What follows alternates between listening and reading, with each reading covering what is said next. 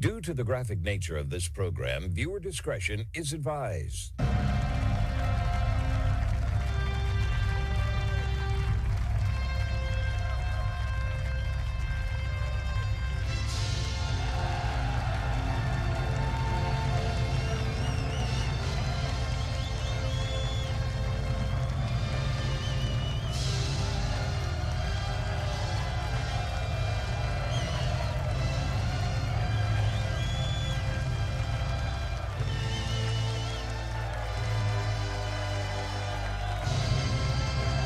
Hello, everyone, and thank you for tuning in to today's broadcast. It's the Tuesday, July 7th, 2026 episode of the Marco Geray Show, the only show where the facts are facts and hard truths thrive. Welcome to Tuesday's show, everybody. I've got lots to uncover and lots to get into, so let's jump right into it. I want to start today's show off on a little bit of a different note. I had a friend of mine that sent me an article from Futurism over the weekend, and I finally had time to read it yesterday. And it was shocking, but I wasn't surprised when I read it. Now, according to this new survey of adult skills, it was conducted by an organization for economic cooperation and development, and what they looked at was 38 high-income, predominantly Western countries, and the survey, which was first published in The Economist, tested about 160,000 people of all ages across these 38 member states, and what it found, though, was pretty revealing to where education is going. And I said to myself, because I was thinking about, of course, our 250 years. I said, what does the next 250 years look like? That's an honest question. Where are we in terms of the economy going to be, education-wise, government-wise? Who will be leading this country? This is the next group of people. And though what it found was, and again, these 38 member states, a full 8% of college students now are reading at a level of a 10-year-old. If not worse. Now, I want you to stop and think about that. You're enrolling in a four-year university, and you're reading at a fourth grade reading level? How does that even happen? I mean, when I was going to school, if you couldn't meet the criteria of a four-year university, you went to a junior college. That's where you started off. You had to show that you were proficient in reading, writing, and math. You had to do that. Otherwise, you weren't going to get in. But look at this. It says, while countries like Germany and France rang in at under 5%, that means 5% are reading at this low level, countries like Poland, Israel, and the United States blew at a curve of 21, 20, and in the United States, 14% respectively. This is insane when you think about it. But this is the new norm in America in terms of education. You have students that are entering college that are reading at what a 10-year-old would read. How does that even make any bit of any sense? I'll explain it to you in just a second. But while this is troubling, it begs the question, though. Looking at the math scores, look at this. It says, same thing, 9% of the college students, and again, all throughout these 38 countries, 9% were doing math at either at below or at the 10-year level mark. In Italy, the United States, Slovakia, those figures jumped to over 15%. Only to be outdone by Israel, where roughly 21% of college students were underachieving at the same low benchmark. This is crazy when you look at this. This is the West, folks. This is not the third world. These are developed nations, and this is the results we're getting. So the question you have to ask yourself next is, why is this happening? Why are we achieving so low in today's age? A lot of it comes from technology, certainly. I think, obviously, students would use technology to help write papers, ask questions, to solve things versus reading the text, using things like ChatGPT and Grok to do things for them.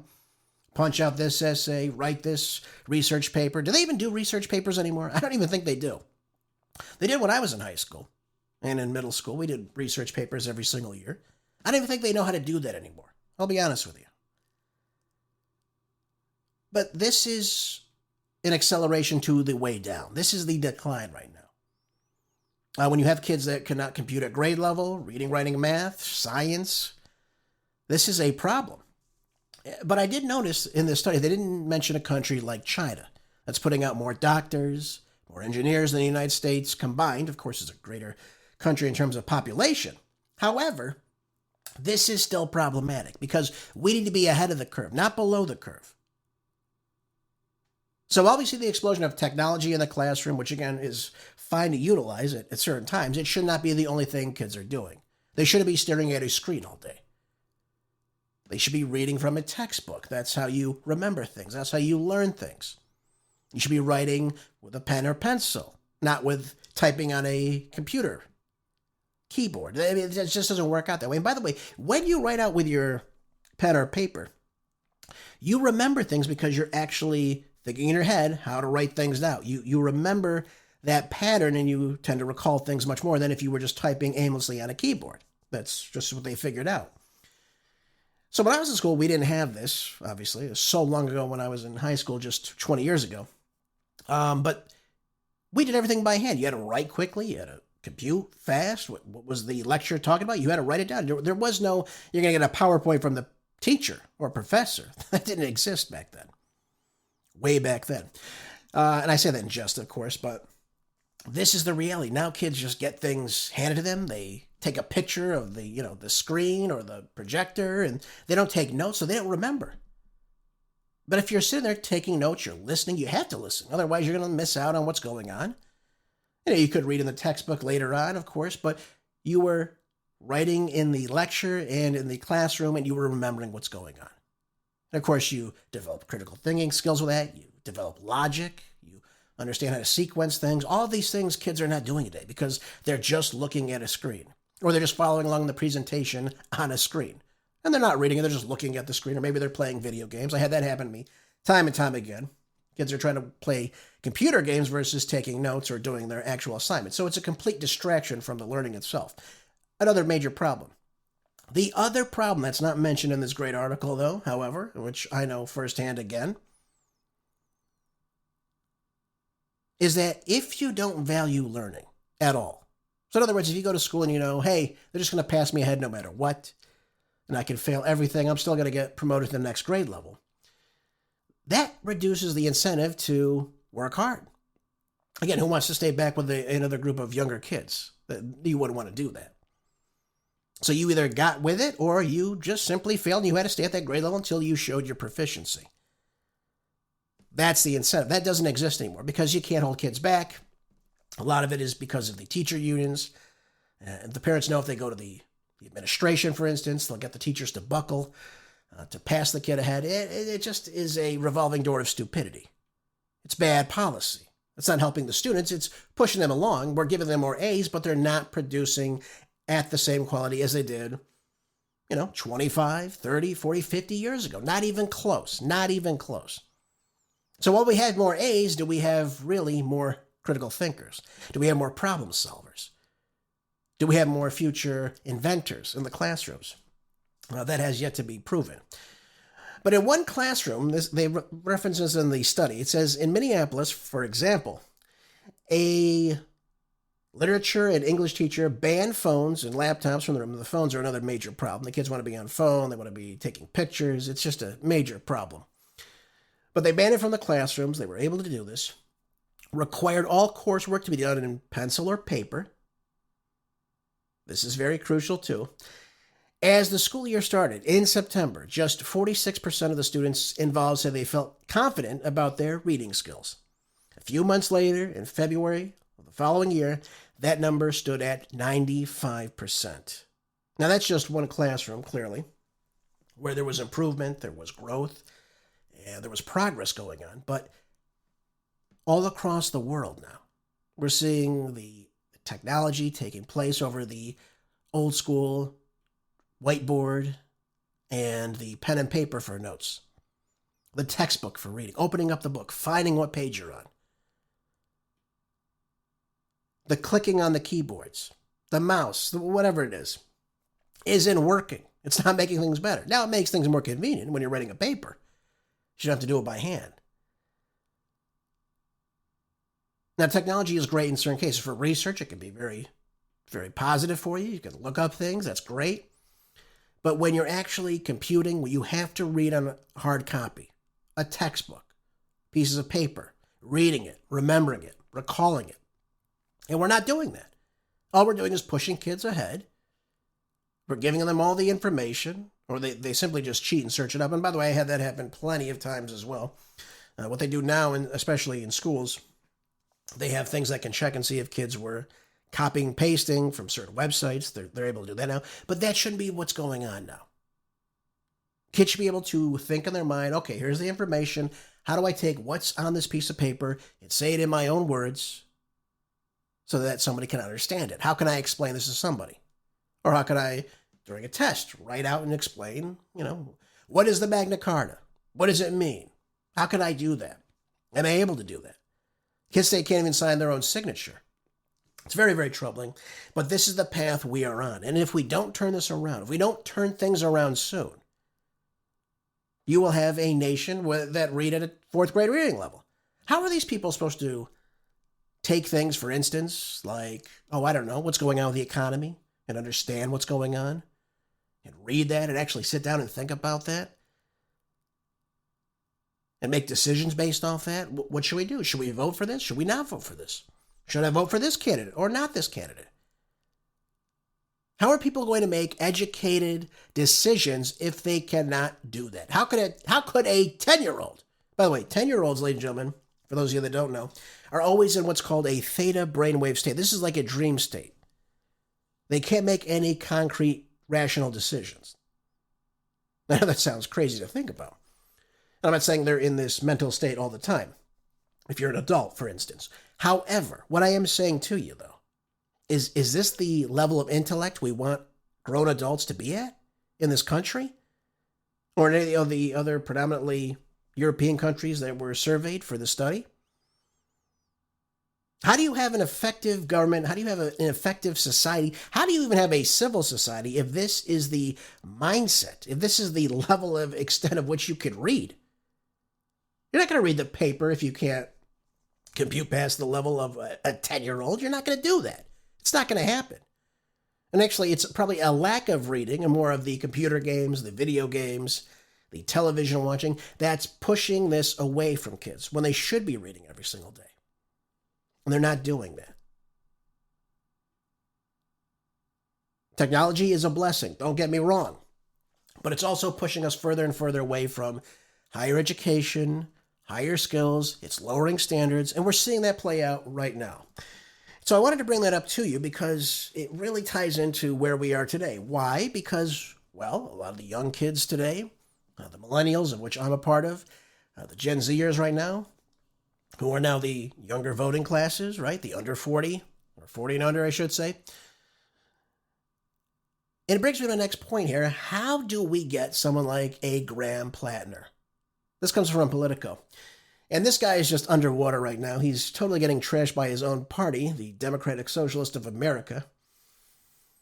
This guy now has got so many allegations about sexual assault just being thrown at him right now. I mean, I might as well call him Graham Bladder, right? He's in the toilet right now. He's not going anywhere. Now, I think he'll still have people vote for him despite all this, probably because they don't know or they don't care to even pay attention to this. But now he's got an ex-girlfriend right now saying that he forced her to have sex with him nearly 5 years ago despite repeated objections to do so. This woman, a 41-year-old Maine resident named Jenny Ricat, I don't even want to say her name, unfortunately. But she detailed this incident to Politico. Over the course of 3 interviews over the past couple of weeks, Politico spoke with a man that also dated this woman and confided in this information that she gave to him over the alleged incident, reviewed the documents, including emails between the two of them and her therapist, and messages between her and an acquaintance of whom she warned about getting involved with Platner years before he ran for office. So there is a trail here. Now, I always believe that everyone is innocent until proven guilty. I do believe that. I'm not saying this definitely happened. But this type of allegation about this man is happening more and more and more. I knew when I saw that tattoo. I said, this guy is trouble. Now, he claimed he didn't know what it meant. Why would you tattoo something on your body which you don't even know what it means? Ask yourself that question. Is this someone of good judgment? Of course not. Of course not. Now, she said she had an on and off relationship with Platner. And now he is the front runner, the Democratic selected state nominee in Maine to the U.S. Senate, if you can believe that. I mean, again, folks, this just shows you the scum always rises to the top, does it not? This is deeply troubling, of course. And she describes in great detail the incident that took place in late 2021. I don't want to go through all this. I hate reading this kind of nonsense. But he's grabbing her. He's forcing himself upon her. She later said that she realized it was no longer her choice. Platner, of course, denies the allegations, but this is happening more and more. We're hearing more and more people come forward and saying this about him. This is about his behavior. This is about his conduct. Can a man who carries himself like this really lead the country? Remember, this man is going to be making decisions for everybody, not just the state of Maine. His decision, his judgment, his temperament will matter for everybody. You have to understand that. He'll be casting decisions in this razor-thin Congress if he is successful, which I don't believe he will be. I think Susan Collins will become the victor in this race. I really do. But this is the type of people that are running today. You had people in New York City winning just a couple of weeks ago. Not even working. I mean, how are you going to not have a job? How are you not going to have any status in society, and you're going to be making decision policies for the federal government? And voting on that? How does that work? We're seeing another one out of Colorado, another one. Democratic Socialist of America. Fired from her law firm for trashing her law firm. She's fired. She goes into a PhD program, which I don't believe she's even graduated from. But what the hell have you done since 2023? Now you're running for office as a 28-year-old or 27-year-old, and now you're going to be leading lawmaking legislation for the country, for our country? I mean, now I know why the Founding Fathers didn't want lawyers to become politicians. I understand this now. It makes total sense.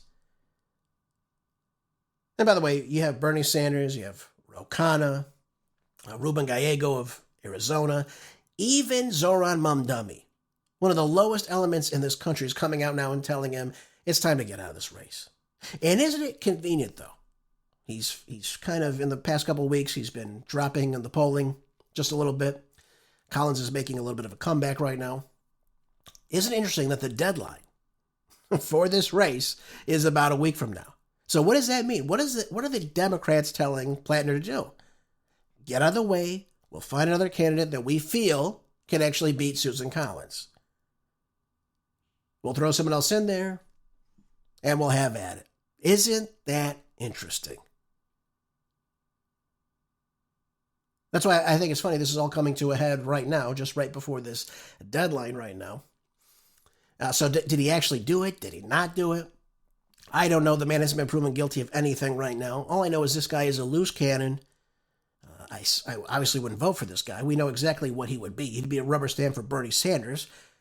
Free health care for everybody, Medicare for all. This is what this guy would be. He would just be another rubber stamp for that ideology. Nothing else, nothing more. There's no serious thought behind this guy.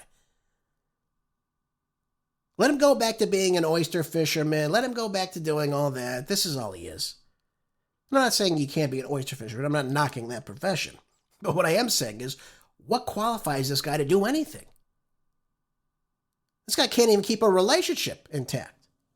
And by the way, where is Me Too? Where are these women of Me Too that came out and accused President Trump of every allegation, every baseless claim, which none of them can even prove right now? Even the E. Jean Carroll nonsense really carries no water. He enters a department store with her, and she can't even remember the date. It was 95, maybe 96. No one ever remembers seeing her with him. Obviously, you would know if Donald Trump was walking into a building with a prominent woman. I believe at the time she was an editor, if I'm not mistaken. She doesn't know him. He doesn't know her. Yet he asks her to pick out something for him. And then he accosts her in a dressing room, and she never tells anybody about it. Hey, folks, there's so many things you can only believe. But this seems to be the motif of the Democrats. So blame Donald Trump, get Me Too. Where are all these women now, though? Where are all of them? Why are they not coming out of the woodwork and demanding that Graham Platner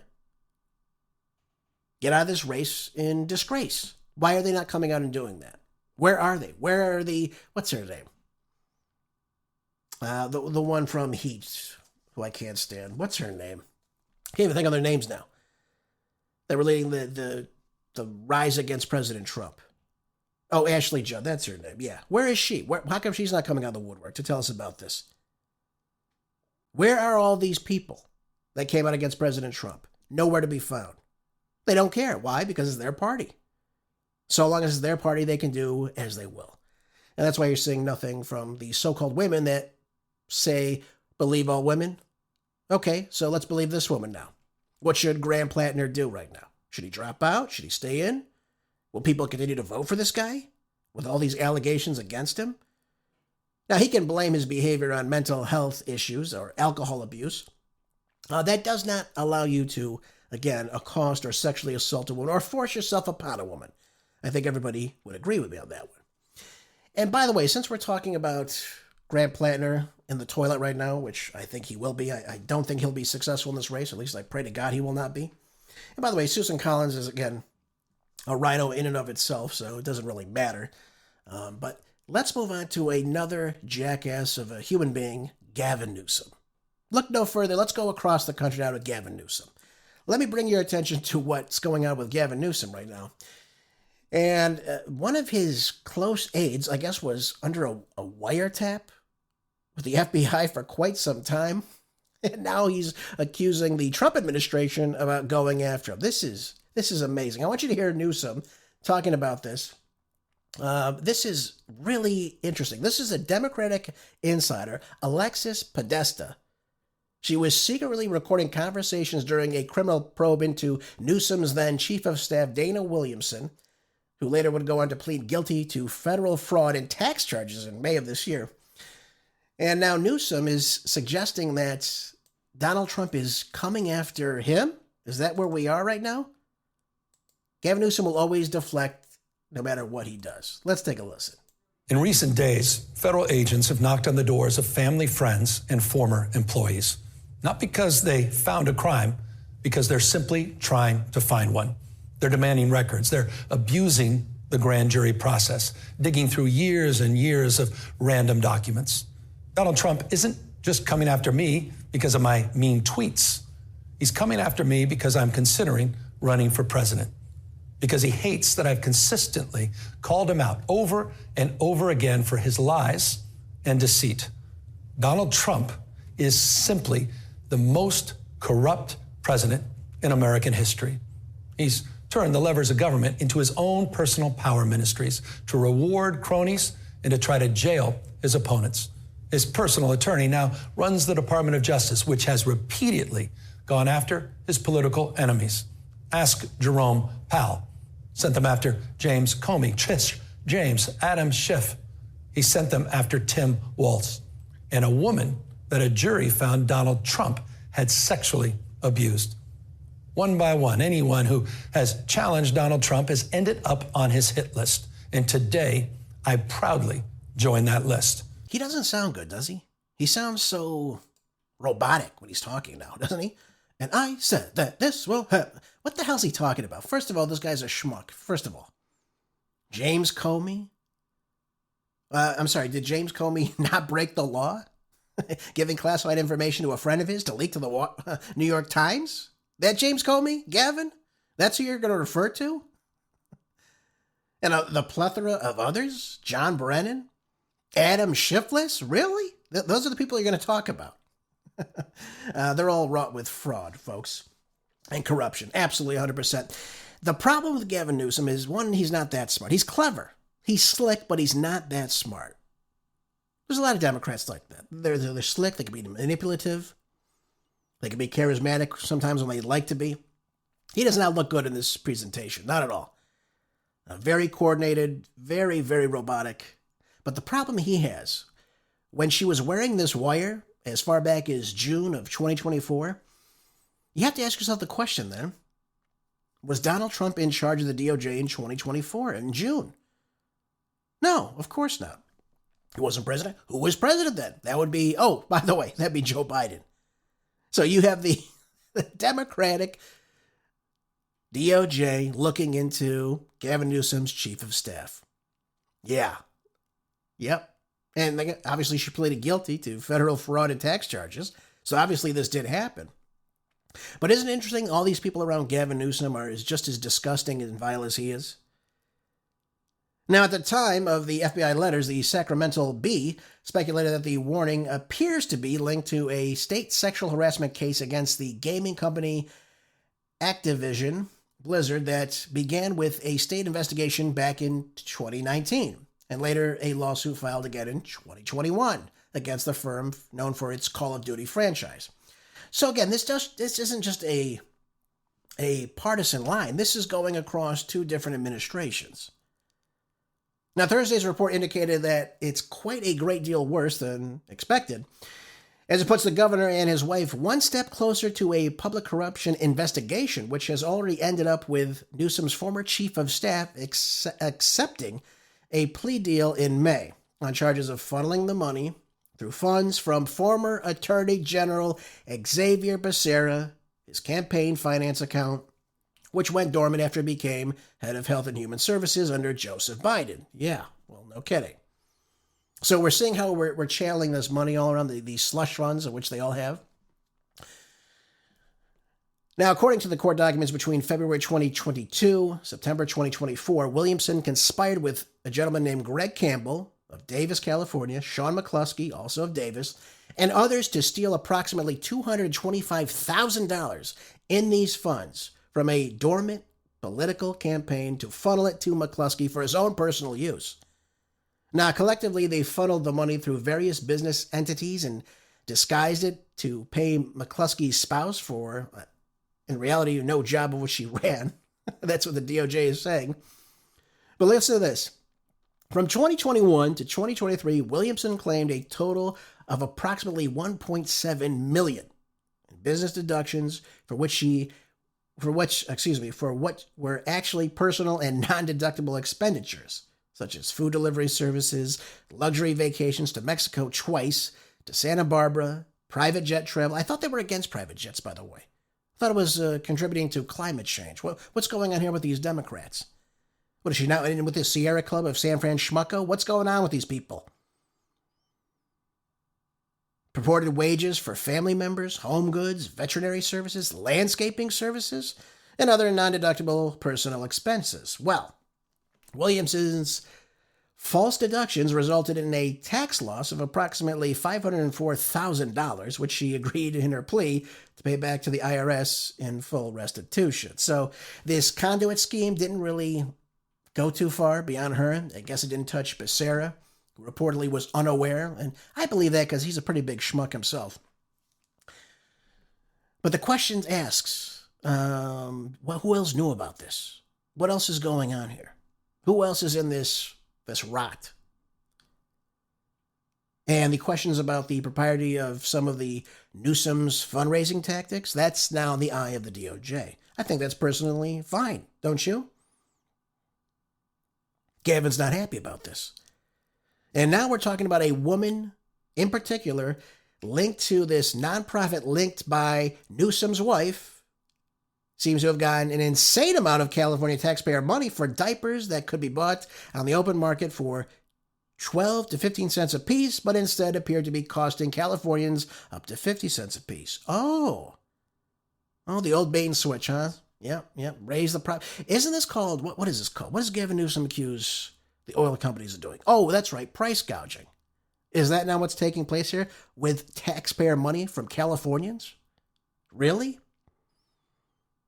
I mean, this is just, the rot runs deep, folks, in the Gavin Newsom circle. Absolutely. 100%. Now, again, while Gavin Newsom has not been accused of anything right now, I think that, of course, we need to look into these NGOs, of which he's signing off, and certainly from his wife. That'd be a big conflict of interest, would it not? And see where this money's actually going. That's the way I look at it. And by the way, one more thing. Just since Gavin Newsom loves to call out President Trump ad nauseum, talking about corruption and what have you. And by the way, there's many things we can talk about Trump with. Don't get me wrong. But don't think for a second that Gavin Newsom is this squeaky clean politician just because he slicks his hair back with more oil than what's in my truck right now. This is him now talking about elections in California and who, of course, is he targeting? Anyone associated with President Trump. Let me speak directly to anyone considering helping President Trump interfere with our election or our count. If you violate California's laws, if you interfere with our voters, tamper with our ballots, or meddle in our election, you will be prosecuted. Doesn't matter who gave the order. That's why I'm moving forward with new legislation that would make it a felony to seize ballots before the vote has been certified by state and county officials. We will be the wall he cannot get past, because we believe that once an election is decided, the winner governs for everyone. That's the architecture of American liberty. Donald Trump, he doesn't believe in that architecture. Well, if we're talking about free and fair elections, and one thing that Newsom should understand, yes, the state of California oversees where the elections will be in the state, when they will be, what have you. That's how the state runs. That's what the Constitution says. The state legislature makes the rules in the state for how the elections will be conducted. Nothing wrong with that. That's not the question. We're talking about the validity of those elections. So if we find fraud, if we question the ethics of the California's election laws or lack thereof, there's nothing wrong with that. So why is Newsom, who refuses to sign anything that requires a voter ID in the state? He went after Huntington Beach, California a couple of years ago for this. They wanted to make it a law that, yes, in Huntington Beach, you will show a voter ID. You will show your driver's license or some form of identification to prove that you are who you are. Nothing should be wrong with that, right? Well, that's not good enough for Gavin Newsom. He actually went out there with the guy who's now the congressman for coastal California, which, again, I can't understand myself, Dave Min. They write this into law, and they prevent Huntington Beach, one of the last real red strongholds in Southern California, from allowing them to do this, to make sure that they can verify people who are in their elections. So when that person comes to vote, they know exactly who that person is, they can verify it, and they can sign off on it. He has made it so you can't even show your ID to any of the poll workers. That's how he's made it in California. Now, you have to ask yourself the question, why would he do that? In other words, you're in a state of some 40 million people. Why would you not want to make sure you can verify who's voting and who's not supposed to be voting? Is someone voting twice? These are all very important questions. So why would Gavin Newsom do this? Because, again, folks, he understands if he makes it very difficult for people to prove who they are, or make it even illegal, then his state can control the elections. They can have all the mail-in ballots, they can do all the ballot harvesting they want, and people like Gavin Newsom will stay in power. Adam Schiff will stay in power. That's how it works. They don't want you to look at what they do. There's no scrutiny under these people. They want it to exist as it is, and they figured out great ways to make it happen for them. That's what it's all about. But really, we're just asking questions at this point. Obviously, we know California's biggest Democratic insiders begin an investigation into Newsom's inner circles starting in the Biden administration, obviously. So it's not just the Trump administration, but it's already led to one guilty plea. And Newsom, of course, is pushing back on all this, attacking President Trump for this, attacking people like Todd Blanche. And it's true, yeah, he is Trump's personal lawyer. I've spoken out against that too myself. But that doesn't mean what they're doing is wrong yet. Doesn't mean that they're targeting Gavin Newsom just because he's Gavin Newsom and he wants to run for president, God forbid. I like how we let that cat out of the bag too, by the way. But this is not a hit list. This is going after people that are actually committing crimes. By the way, has Gavin Newsom gone after anybody who, in, for example, LA County, which I know very well, has committed hospice fraud? Or what about the homeless fraud? They've gotten $24 billion, and the homeless problem has increased since they've got this money. What about the bullet train to nowhere? What about the taxpayer dollars of which were funneled into California to finish that project, and not yet a line of track has been laid? Where's all that money gone? Yet they keep asking for more and more and more. Where is the money going? Ask yourself that question. I think you'll figure out how deep the rot is in California. No shortage of that anywhere. So get ready for that to take place, folks, especially if they start looking into what the wife has done. Which, again, by the way, I want to ask a question too. How was Gavin Newsom able to buy a $9.1 million home in Northern California when he's been on the government dole? Well, the state dole, if you will. Since 1997, that's all he's done. I mean, he owns a winery, apparently. $9.1 million home just recently. Interesting. He only makes, I think, $190,000 as governor of California for the last 8 years. Where's this money coming from? I think it's a valid question, folks. Don't you think so? I think so, too. I want to move on now talking about what's taking place inside of the Strait of Hormuz, folks, because as you know, there's no shortage of chaos going on right now. Let's dive into this article in the Washington Times. 3 ships have been hit by projectiles while in the Strait of Hormuz on Tuesday while traveling, and it appears that these vessels are not following the chain of command, which means they are orchestrating and coordinating with the Iranian government, the IRGC, as has been made very well known, that if you're going to transit the Strait of Hormuz, you will go online, you'll fill out the forms, and you will let the IRGC know who you are, where your ship is going, and then you will be able to be directed by the IRGC to transit the strait and move on your way. These ships are not doing this. Now, the UK Maritime Trade Operations Centre received a report that an attack on a tanker ship took place 10 miles east of Oman. On Tuesday, the unidentified projectiles struck the ship's port side and sparked a fire. The agency also reported attacks on 2 additional vessels in the Strait of Hormuz. Yeah. Now, both suffered minor structural damages, and at least one was able to continue on its journey. The location of the attacks, the names of the vessels, and the point of origin and cargo have not yet been made public. But here's the problem. Here's what most people don't understand. They see this as an attack of the Iranians violating the Memorandum of Understanding, which, again, I say probably not. If they are ignoring the warnings from the Iranian officials against traveling on the Omani waters, which they have said you will not do during this 60-day interim, of which we're not charging these tolls, we're allowing ships to go through, all you have to do is go and fill out this information online, submit it to us, and we will get you through the strait. That's all they've said. Any ships that do not listen to us will be attacked. They've made this very clear. And I just want to read this to you, since, again, we're following facts on this show.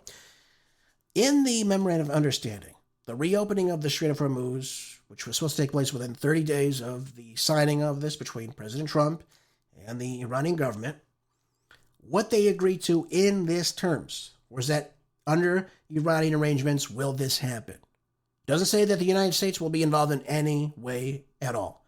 It is under what the Iranians say. So while we have the strait open for 60 days, that doesn't mean the United States can come in and say, you know what, we're going to help you transit through the Omani side. We're going to ignore what the Iranians say, and we'll do exactly what we want. We'll guide ships through. There's none of that. There's none of that. Now, no Iranian authorities have publicly claimed responsibility for the attack, but the Iranian state media outlets have identified a tanker that was harmed in the first incidents, in which was transponding a shipment of liquefied natural gas from Qatar. So this is obviously part of the petroleum products that are leaving through the strait, which have to happen too, by the way. We need this to happen very soon. 25% of the global petroleum supply comes out of the Persian Gulf. Now, other reports were adding, though, that the ship was targeted for allegedly ignoring the Iranian warnings. Well, again, if that's what they're doing, if they're transiting on the Omani waters, which they're not supposed to, through the strait, they've said they will be attacked. And Tehran has consistently said that any commercial ships going through the strait will go through the Iranian-controlled waters, and they will work with the Iranian military. I thought the Iranian military was over with, though. Didn't Trump just come out the other day and say, they have no military, they have no air force, they have no navy? Well, then how is the Iranian military going to be working with these vessels to get them through? And who's firing at them? That begs the question. Something tells me the Iranians are still very much in control militarily of the strait, and that begs the question, how? If the military is gone, the Navy is gone, and they really want to make a deal.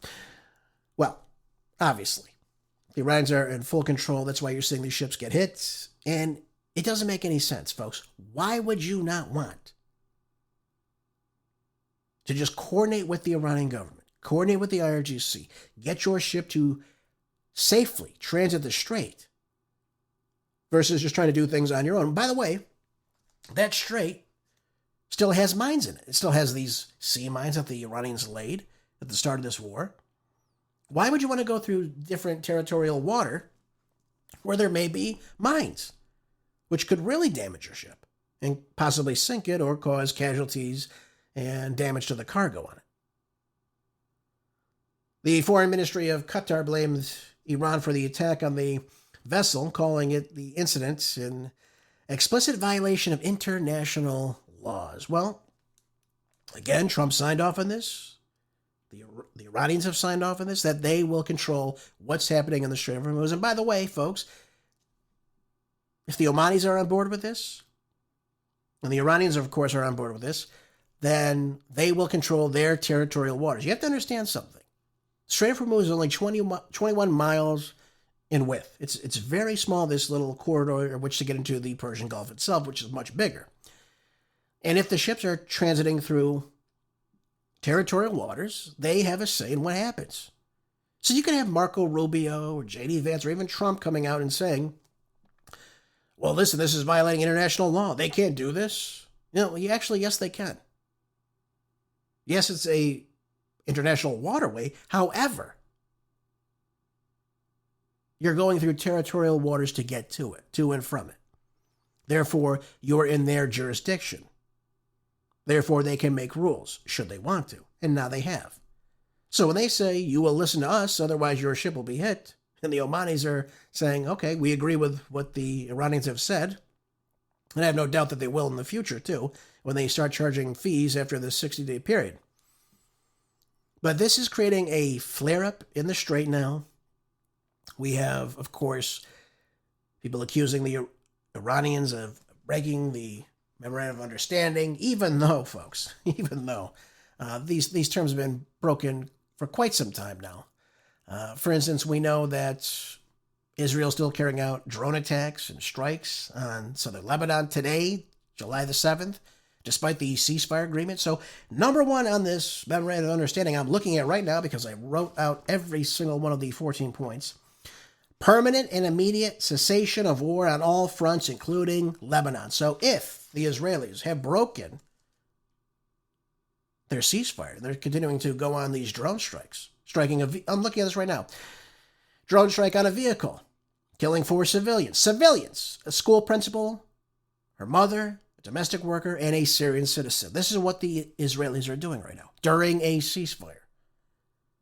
They're hitting many different areas of southern Lebanon right now. So therefore, the Memorandum of Understanding is broken, folks. It's non-existent. Now, the Strait is still opened up to the ships that, again, coordinate with the Iranians. But really, in general, this is just, fictitious. The United States isn't holding up their end of the bargain. They're helping ships go through, transiting on the Omani side. Again, that's a violation of the terms. It's under the Iranian condition. It doesn't say under the Iranian and United States agreements and arrangements in the region. That's not what it says. It says you will coordinate with the Iranian government. That's how you will do this, should you want to get through. And when we have 90% of the overall traffic that should be happening right now in the Strait, since this war began, you got to get those ships out. You've got to get them on their way. And most of the ships you're seeing are Indian ships, Chinese ships. You're not seeing the influx of ships leaving and coming to the United States or to Europe. Most of them are going to Asia. That's what we're seeing right now. So Trump can boast that, hey, we've got 19 million barrels, even if that were true, which I don't believe it is for a second. Or this is the most oil transited in a single day. That's also not true. Even if it was 19, because I think the record was 21 million barrels per day. But none of it's coming to the United States. And if, for instance, the Israelis are still carrying out this attack, do we have a memorandum of understanding? Do we have an understanding? It seems that we do not. And that means it's just words on a paper, folks, if we're not going to follow it, unfortunately. Oh, by the way, I want to play you something from Jim Hansen. Yeah, he was on Fox News the other day. I got this from Danny Davis's Deep Dive, and I thought this was worth sharing with you right now. This is the same position that many people in the American media now are suggesting is happening right now. And I'm going to play this for you. He's going to be talking about international law and what they can and cannot do with the Iranians. By the way, we're not supposed to be threatening the Iranians in any way. Yet we still continue to hear this from President Trump, by the way. He came out just the other day saying that he wants to make a deal, but if not, they can make things end pretty quickly, within an hour. This is not the way we need to be conducting ourselves right now, during a so-called ceasefire. Let's play Jim Hansen on. He's going to allude to the issue of perfidy, though, folks. Take a listen. I keep hearing that we can't kill the leaders of another country when we're negotiating with them. I'm sorry, that's not how the rules work. Right. The rules say we can't invite them to a negotiation, sit them at a table, and then go all Game of Thrones red wedding on them. That's against the rules. But once they have shown that they're not going to work and they're actually an obstacle to peace, then we have every right to go ahead and turn some of those people into their component molecules and fly some missiles in through their windows to make sure that the rest of the people who are negotiating on that side know not to mess around with President Trump. And I can guarantee that the CIA and Mossad have a list of people who could be that have that happen to that is long and distinguished. That could be a good next step. So he's wrong, of course, if you actually read international law. Let me read it to you just so we're all on the same page with this. So he's absolutely wrong. And this comes from the Geneva Conventions, Article 37, Additional Protocol 1. What is perfidy, folks? Well, it's an acts inviting the confidence of an adversary to lead him to believe that he is entitled to or obliged to accord protection under the rules of international law applicable in armed conflict with intent to betray that confidence. So in other words, what did we do? We set up another round of negotiations for that following Monday, which would have been, I believe, March 2nd, or it could have been Tuesday, March the 3rd. And we had Marco Rubio saying he's going to go to Israel to iron out some of these negotiations with the Iranians. They agreed to meet again. That's letting you know that we're still in negotiations. There was no breach in anything that the Iranians were doing. The Iranians are meeting and say, we're not meeting with you again. We're going to start bombing you. We're going to threaten you now. None of that took place. So how can he sit there and say, we could be in a meeting with you and still kill you? That's totally fine. No, it's not. That's a clear violation. That is perfidy. That is trying to act in good faith with a foreign adversary and then surreptitiously attacking them and killing the head of their state, which didn't work out very well for the United States or Israel because look at the disaster that has taken place since then. So he's wrong. I don't know where he's getting this information from, but this is clearly wrong. Oh, I'm sorry. This is from the Geneva Convention of 1977, of course. Okay. So I want to make sure I'm telling you so you can go search this if you would like to. But this clearly states that, yes, you cannot lead somebody on and say, yes, we'll meet for another round of talks. Oh, by the way, in between them, we're going to start bombing your country. We're going to take out the head of your state. Because either we like what you're saying or you're not moving as quickly as we'd like you to. That is not how it works. What took place on February the 20th was perfidy. They acted in good faith. And by the way, it was perfidy back in June of 2025 when we allowed Israel to first go and attack, just like we did on February 28th. And then we followed suit right afterwards. We were going to meet with Ali Shamkhani, who was injured in those attacks that took place in June. And he was killed in this latest round of attacks this past February. This is not how we are supposed to be conducting ourselves. You are betraying that confidence. That's why the Iranians don't believe anything we're saying to them. And by the way, most real countries, Russia, China, India, they don't buy it either. They don't believe in President Trump's word because it means nothing. It means absolutely nothing, unfortunately. That's why they want this writing. They wanted it written in the UN Security Council resolution. They want it actually to be recognized on the global stage because they can't trust President Trump's word. That's why the Iranians have made this very, very clear.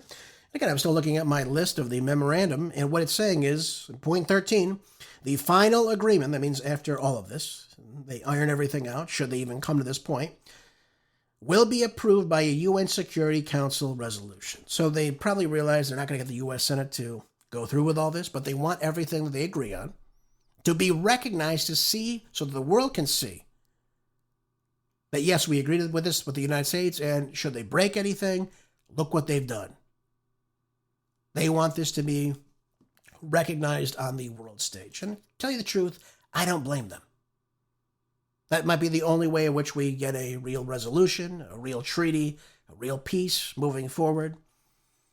Again, you had Trump, again, just the other day saying, well, we'd like them to make a deal, but if not, we can go back to bombing them again. Again, this violates the entire treaty. You're not going to provoke one another with violence again. That's why they had it. Yet, here we are.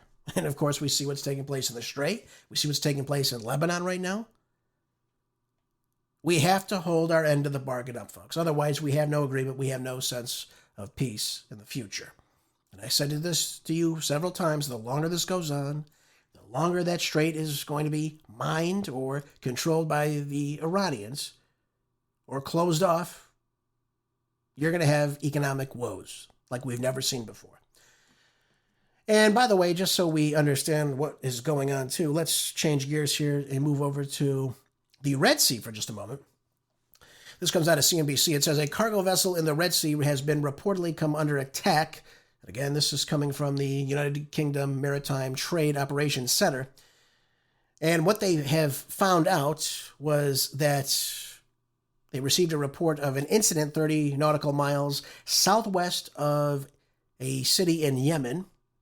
And what they found out was that a vessel had been struck and left in distress, alerting that they had come under attack by unknown assailants. Now, I'm guessing, of course, this would be the Houthis in Yemen. After it was struck, it urged the vessels to transit with caution. So this could be the Houthis saying, hey, if the war goes on between Israel and Lebanon, if you're going to violate these truces, then good luck transiting the Red Sea now. This is where we are. And again, we know that the Houthis were attacking commercial vessels in the Red Sea from 2023 to 2025 in retaliation to Israel's war in Gaza right now, which still continues on today. So if Israel's going to continue on this campaign in Gaza, the campaign in Lebanon, not leave, displace some 1.5 million Lebanese, continue to kill people as of the time I'm speaking to you right now, then there is no truce. There is no memorandum of understanding. This war goes on in some way or another. Now, I've heard that the United States is pulling a lot of their vessels out of the region. Fine, that's good. But we need lasting peace. We need this to end. We need that strait to be open for business again. And yes, the ships, I believe, that will cross after the 60 days will end up paying. I believe that will be the case. But we have other issues, too, on our hands because we need that heavy crude oil to come to the United States. Otherwise, we're out of diesel fuel or we're out of jet fuel. One or the other. Both are bad. And Trump needs to really get to work on this or find other alternatives to getting this heavy crude to be imported in the United States for refining because we are running out, folks. We're at levels as low as 1984, years after it was first begun. So we've got to get this really up-ticking right now with our crude refining in the United States. Now, whether or not the Houthis will close down the Bab el-Mandeb Strait, which is possible, that would be very bad for the Saudis, which is why they're transporting their oil from their western coast through a pipeline, because they're not trying to transit through the Strait of Hormuz.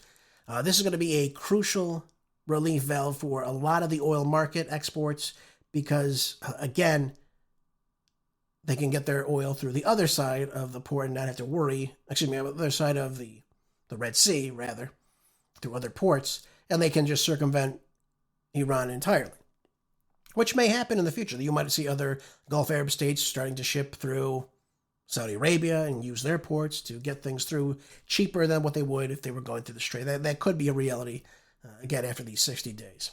But if the Houthis decide, hey, we're not going to allow you to use this east-west pipeline, we're going to allow it to be closed because we're going to close the Bab el-Mandeb Strait to, go through Asia and what have you.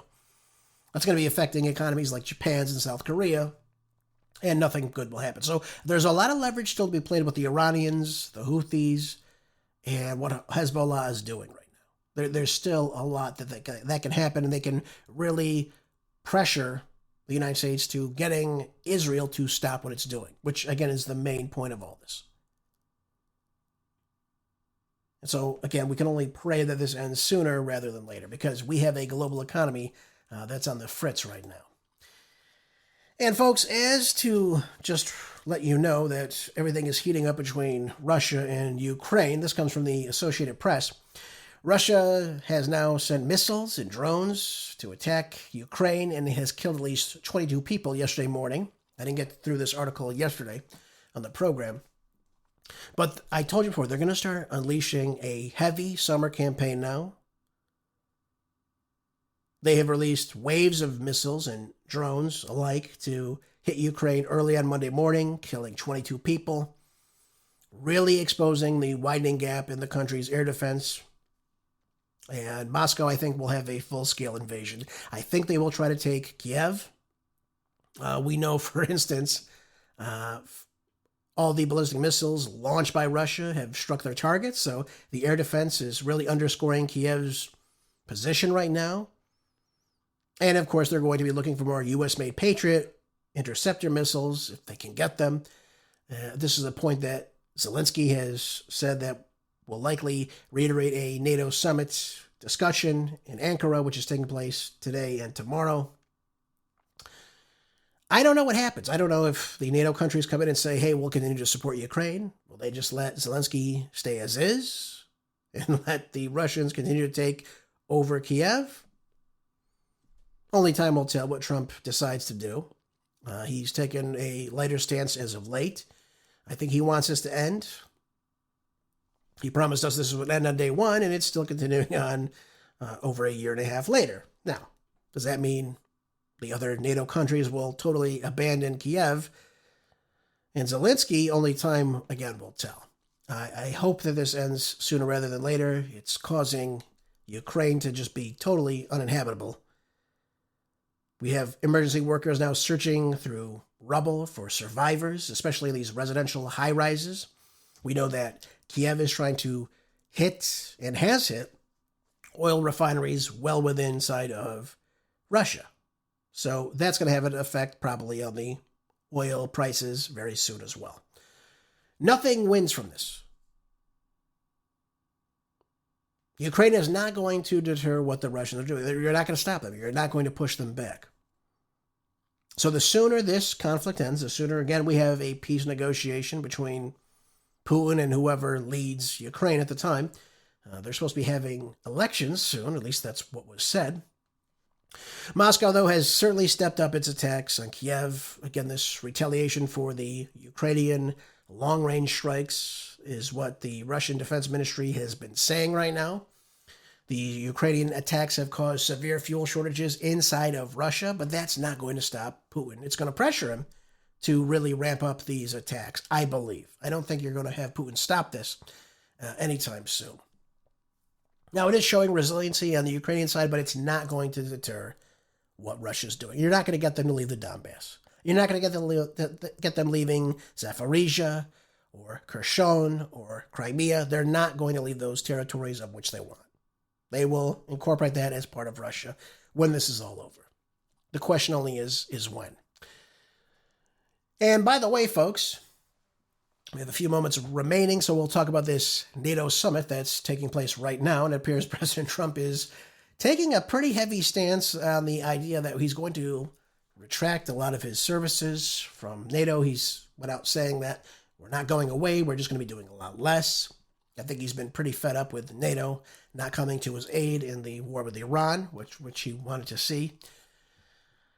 We know at last year's summit, President Trump laid out before his allies this bold new defense spending target that 5% of the gross domestic product from each member state would take place, and that we would be pulling out a lot of our money from NATO, again, more than doubling their prior commitments of the 2% benchmark previously. And for some reason, folks, again, I don't know why Trump wants to do this, but he keeps harping on the idea that he wants to incorporate Greenland. I don't understand this position he takes. Is he going to take it from Greenland? Is he going to pay Greenland the $700 billion that it cost? I don't understand this position he wants, but this is where he is. He went on to say, that's what hurt my relationship with NATO. Greenland doesn't help Denmark. Denmark doesn't spend any money to help Greenland, but it's important for the U.S. I don't understand this position. He's talking about Chinese and Russian ships being all around it. Well, again, they have routes in sea lanes in the Arctic. It's international water. I don't understand what his position is. Is he going to shut those off? Is that what he would like to do? I don't know what I don't know the ploy in taking Greenland. I really don't know where we're going to get this money from to control it. It doesn't make any sense to me as what the gain is from it. At least he's not making it well known to us as to why. Again, he keeps trying to purchase Greenland from Denmark, and both parties have balked at it and said, no, we're not going to do this. We're not going to sell you Greenland. Greenland wants to stay Greenland. That's the way they want it. We'll see how that all works out, folks. That's all the time I have for you today. Thank you, as always, for being here. Make sure that you're staying prepped with food, water, medicine, fuel, money, tools, anything to be self-sufficient right now in this time of uncertainty. Enjoy the rest of your day, and I'll see you back here tomorrow, as always, for more news and talk on the next Marco Dre Show. Until then, be good, stay busy. God bless.